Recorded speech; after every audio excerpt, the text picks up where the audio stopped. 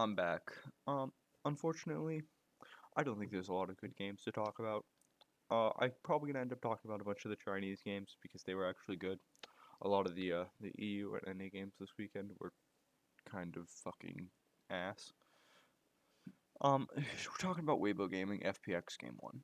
So, here you're gonna see something. You see that FPX are gonna have the Shyvana because Olaf starts blue clear 90% of the time.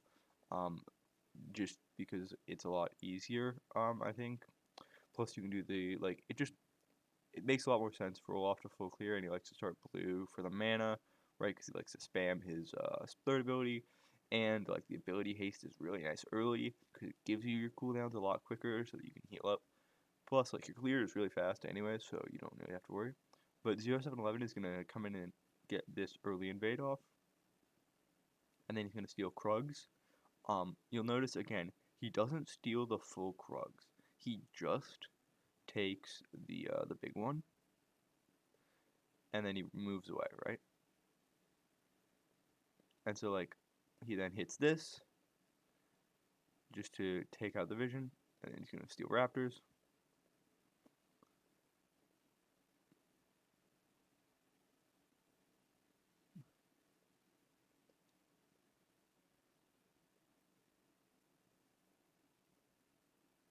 And you notice he makes sure to get the big camp, and then he's gonna recall.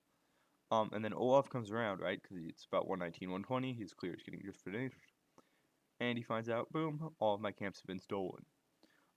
There's no reason to believe that Shyvana would be backing in that bush for Gallios, and there's no reason to really check it. Um, Plus, 0711 has flash, so you probably escape anyways. Especially like if he flashed over this wall, he'll probably be fine. But I'm just highlighting this because it's going to be important about what I actually want to talk about later, which is what is your win condition. So if we skip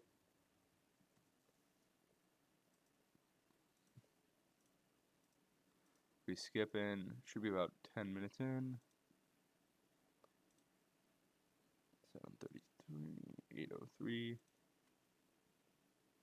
8:39, 8:30. Okay. So it's only a 1.1k gold lead, but if you look at all the gold, right, there really isn't a difference in items. You can see that the Morgana is on Ludens, Morello, and then one item. Karma's on Ludens, Haunting Guys, one item, but with the unupgraded boots with no stasis.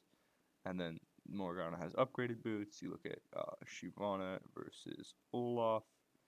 You see Olaf's got these two items, but doesn't have the fully upgraded boots. Shyvana has these two with the upgraded boots. You know, um, Shen has a small advantage over Camille with the upgraded Bramble Vest bit, whatever Camille's upgrading into. And then the supports are basically even here. So, just wanted to highlight this, right? Because if you look at it,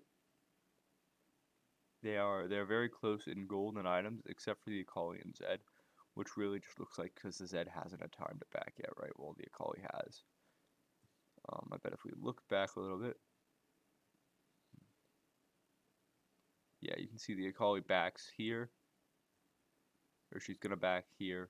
She's probably backing in during the replay, and then she's got her items, as she didn't earlier. Now, the reason I wanted to highlight this is because you've got to consider what your win conditions are, right? For Shyvana, the win condition is getting hyper farmed.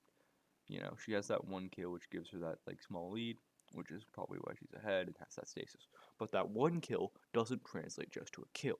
It translates to things like stacks. Plus, with that early invade, she got a lot of stacks that she could farm up out of Olaf's jungle with the big Krugs, the red buff, and the big Raptors, right? That's like 12, 13 stacks right there. Plus, her entire stacks means that she probably had about 40 stacks before that even first clear got done.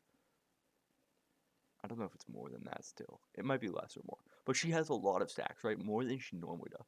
Which puts her in an advantage for this team fight. Even where, like, you know, there's a 1.1k gold lead that doesn't really mean much. They are still very far ahead. Not because of the gold lead, but because of their win condition, right? Which is what's really important to take into account. It's not necessarily how far is your gold lead ahead, but can you advance your win condition, right? For example, Weibo Gaming's win condition here is not necessarily the Karma who has the kill, but it's more along the lines of the Olafs. We're playing a lot of hyper carry junglers, especially in the meta. You got your Olafs, your Shyvanas, stuff like that. You still got Kha'Zix hovering around the meta. So, yeah. So now we're going to sort of break down the team fight as it happens. So you can see right here, Galio is going to get chunked.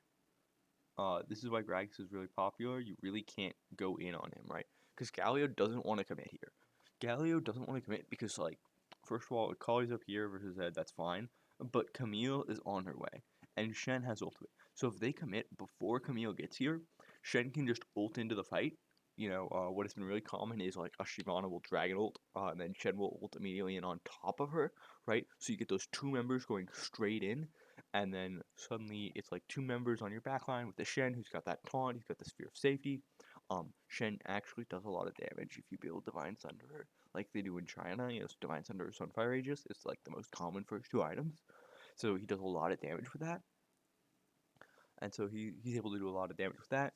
And then the other thing is, right, Galio doesn't really want to engage here because he wants to wait for this Rift Herald to get taken. Because if he does like engage right here, the Rift Herald gets taken, then he's in trouble because he may have just given access to the Rift Herald, right?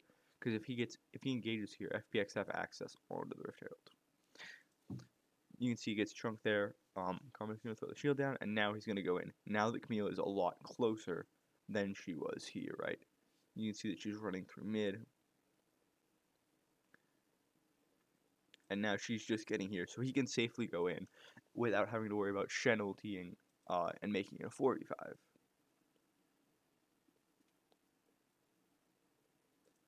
The other thing to notice here is, where is the Herald positioned?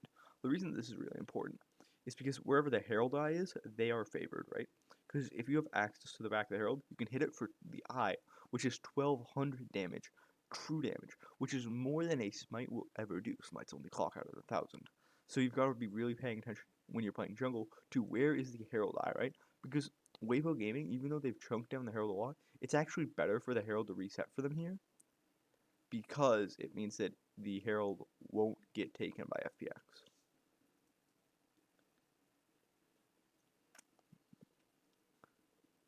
So, sort of breaking down the team fight. You can see that Camille is going to hop into the back, and so is Shyvana, right? She still hasn't used Dragon Form yet, which is like the big ultimate I'm looking at. And then a big Gragas cast is going to sort of split off the Galio from the Akali. So she's forced to use the Perfect Execution to try to escape, which allows Shyvana to jump in here and get the Rift Herald. Then Smite. This is because Fan was forced out earlier because a lot of the poke. So you can see Shyvana is going to die here. And boom. So they lost, what, 2? They traded 1 for Rift Herald, which is probably a fine trade. However, you've got to consider, right, that Shyvana gets a lot more from Rift Herald than than just the gold, which is why getting Rift Herald here is really good, because they're not only getting Rift Herald gold, they're advancing their win conditions. You can see that FPX already have the dragon as well, right? They got the dragon a lot earlier. So this means that FPX have now advanced their win condition, one, by getting gold, which is nice, but because it was traded back to Weibo Gaming, the gold lead has basically stayed the same or shrunk a little bit. We'll see what, it might change after waves get pushed out, stuff like that. But the other thing is that Shyvana got a lot of stacks there. It's like 12 or 13 stacks, something around that time for Riftfield. I don't know if it's 50 still, because Shyvana's going through a lot of patch changes and I haven't had time to check her numbers directly. Anyways, the point is that, like, you can sort of advance your win conditions without having to make a lot of gold. And that is what you really should be paying attention to, especially when you're playing champs like Shyvana or Senna that really scale off of something that isn't specifically just gold. Have a nice day.